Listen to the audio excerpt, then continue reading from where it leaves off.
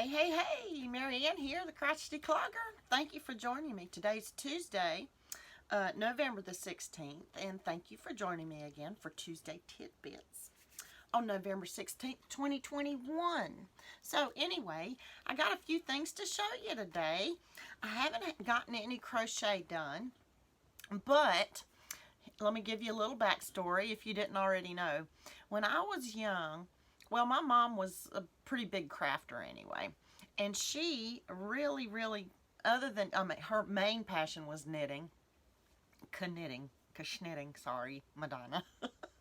But she also would crochet, and she always got these little kits of the month from, I think one of them was Annie's, and it was the, what's it called, the Crafty Woman, where she'd get a little kit every month of something or another. But I remember one of them was this round plaque that you hung on the wall, and it had a little sliding trap door where you could put your keys, hang it by the front door or wherever, and yeah, and those things stayed around in the house for my entire life. So yeah, the crafting stuff is but one of the things that I really enjoyed doing with my mom was Christmas ornaments. She would buy the beaded kits, right? And if I'm not mistaken, she was a monthly club member for that one too. Now, my main recollection is Hirschner's. I always saw Hirschner's catalogs everywhere. But once I got back into crochet a couple years ago, looking through those catalogs, I found those ornaments. I was like, oh my God, I would love to do that again, And, well, when I was a kid, my job was to bead the needles. And of course, she would put the needles, she would tell me what order to do it in, and then she'd stick them where they needed to go into the actual ornament itself. But, yeah, I did enjoy doing that with her. And then again, like I said, once I got back into crochet, I saw those kits, and so last year after Christmas, and they're not cheap. I mean, they're really, the limited editions that they call them are not cheap. But I did after Christmas bought a couple of them at half price. And I spent the last week or two making a couple of them. And I just wanted to show you. They're going to be gifted. But I truly love doing these. I think I loved them more even now than when I was a kid doing them. But that was one of them. My fingers they're a little bit tired of it, so I think two's my limit, but I sure did love doing them. Let me show you the other one. Let's see if I can get there. I just hope they all stay together. And that's the other one. But it was so much fun to do. It brought back so many memories of me and my mom.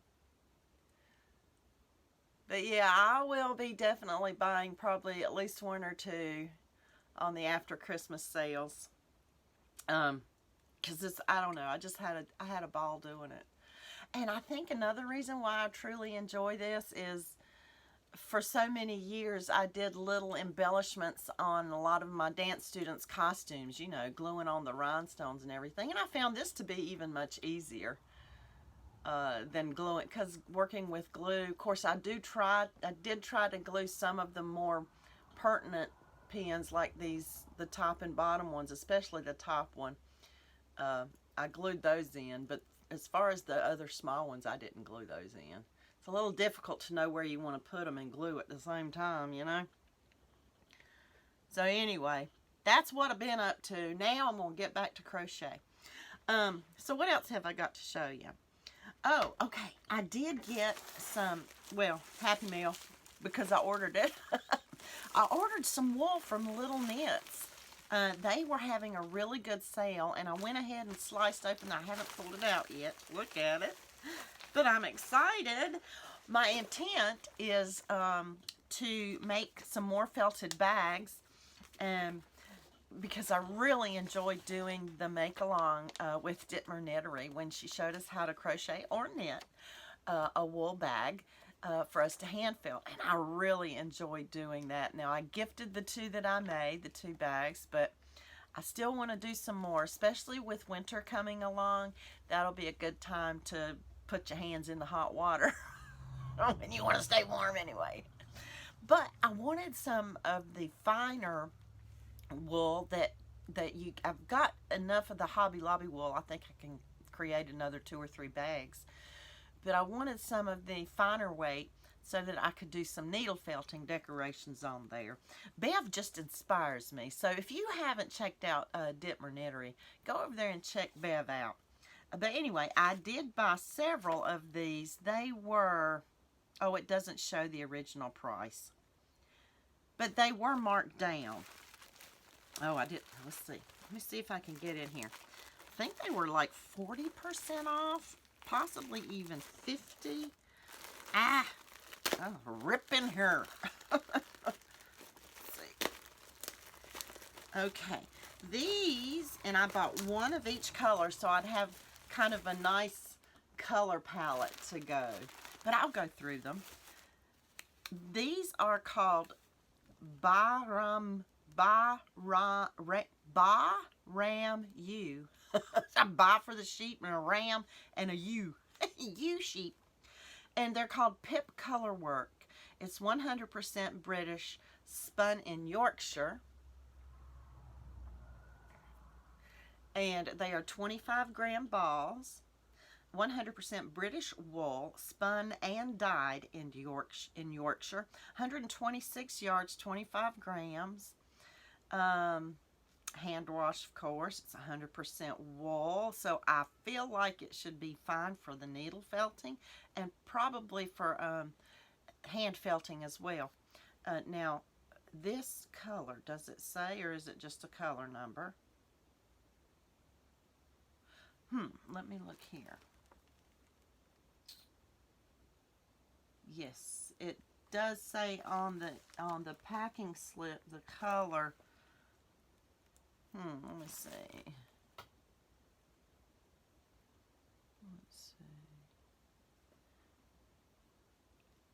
I think this one is called Batley, but it's a pretty purpley it's a marled look. Purpley and kind of pinkish in there. That's very pretty. This one is called Featherstone. So we got sort of a denim-y marled look. It doesn't say the weight of it, but I would say it's probably a 3 weight, perhaps. Y'all can look at my terrible fingers here, but 2 or 3 weight maybe. I'm not sure. It calls for 2.75 to 3.25 millimeter knitting needles. It says nothing else as far as hooks or anything, but that's okay. This one is called oh, okay, I told you wrong. This one is called Bishop Thorpe, this purple. This one is called, now I know where to find the colors, Lotherton, and it's sort of a teal color. It's not coming off true in the camera there. This is a, what is this one called? Man, I can't see. Ecup? This is kind of a deep, oh, what would you call that? It's a very deep green, with a little bit of, tiny hint of blue in there to give it a bit of a aqua marledness. This one's called Dalby, and it's sort of a brownish gray, I would say. Beautiful colors here. Very fallish looking. This one is called Bantam. It's very much a burgundy color. This one is Rose Window. Well, it tells you exactly what it is. It's kind of a rosy, a deep rose, I would say. Here's a pretty one. This is very pretty. I love this one. This is called rhubarb. Quite the pink. I love it. Oh, this is pretty too. I love all the colors. I can't help it. This one's called Viking. Very pumpkin-y. Pumpkin, spicy looking color. Orange. And this one is called Parkin, which is basically a brown. Sort of a golden brown. Oh, and here's a pretty gold. I like this one. This one's called Philly or Filey. It's a very golden color.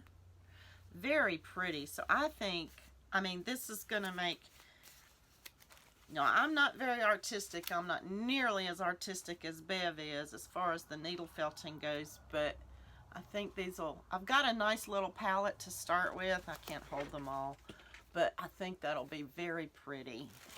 Sorry, I can't hold them all, but I'm excited. I got one of each. You're not going to need a whole lot for the needle felting. I could even make a bag out of it, I guess, but then I wouldn't have a palette to play with, would I?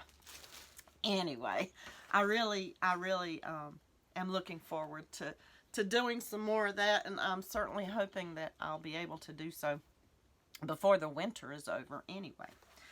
And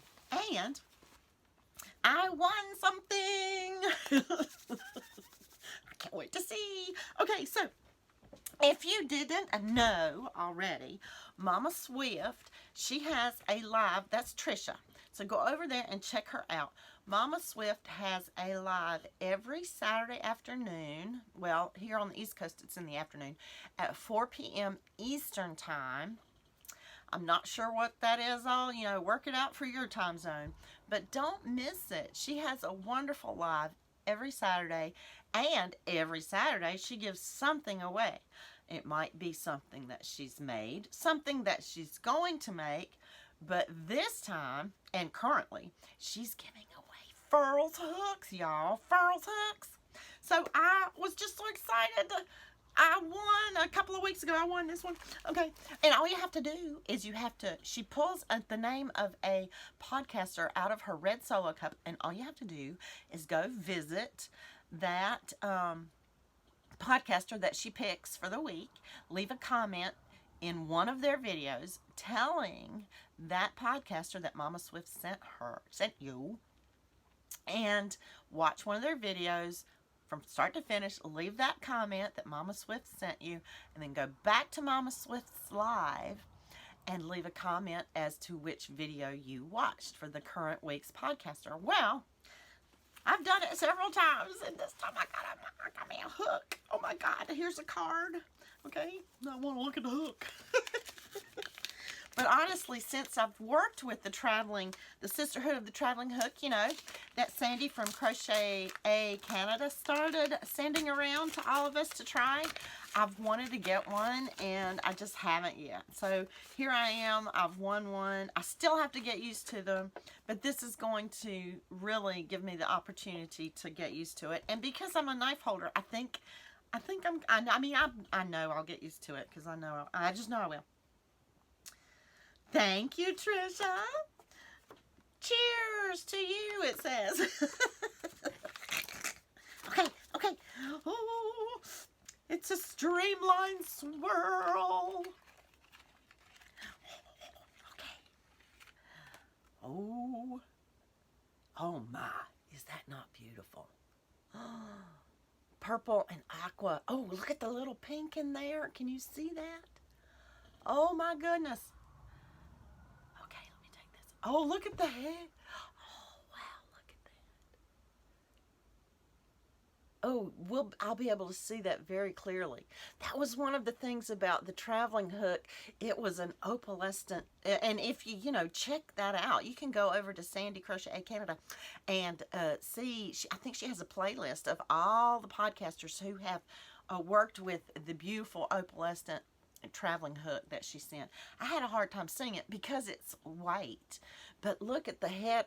This one has a very nice, colorful aqua and pink hook. And the rest of it is oh my, how beautiful is that? Oh, with all that purple in there. And this is a 4mm. Okay.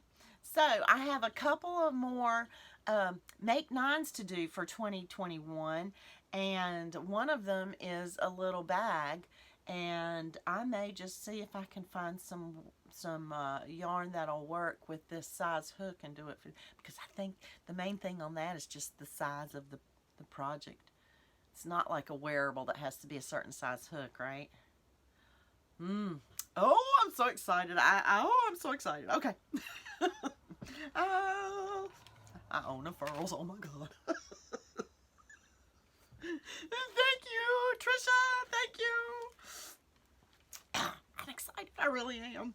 That's going to be, okay, now that I've finished these ornaments, like, that's going to be my next thing. I'm going to make that bag. Okay. Whew. Whew.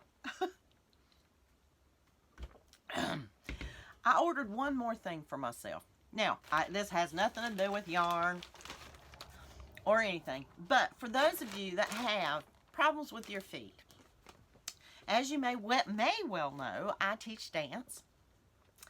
And I teach tap and ballet and clogging. Now, I do not own a pair of ballet shoes. I know I should, but I don't. I dance in my socks for ballet. Now, and I dance in the same socks when I put my tap shoes on or my clogging shoes. But I do need supportive footwear. And a lot of dance shoes are really not that supportive. You would think they would be, but they aren't. And as you get older, you guys may well know, your feet become an issue, as other joints in your body too. But an important part of that, believe it or not, is socks. The right kind of socks can give you good support as well. So I just wanted to share this with you. Now, keep in mind, anything good for you is not necessarily inexpensive. And we don't want to say cheap, because I don't mean cheap, I just mean for something really good, you're going to pay a few extra dollars for it. And this is the case with these socks. If you haven't heard of them, check them out. They're called Bombas. B-O-M-B-A-S.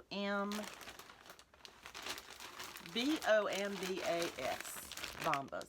And you may already know of these. Let me show them to you.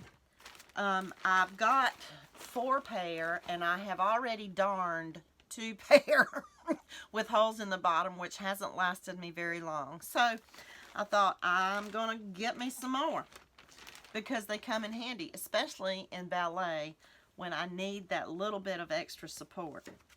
And of course, because I'm wearing them on the dance floor, they get mighty dirty. I'm only going to order black for the most part. I did splurge and get me a nice pair of blue ones here this time around. But the cool thing about this company is that for every pair of socks that you purchase from Bombas, they donate 1 pair of their socks to a homeless shelter. And that's super duper important, I think. I mean, I think you all can agree. Socks are probably one of the most important things that our homeless needs to help them out. Shoes as well, but socks even more so probably.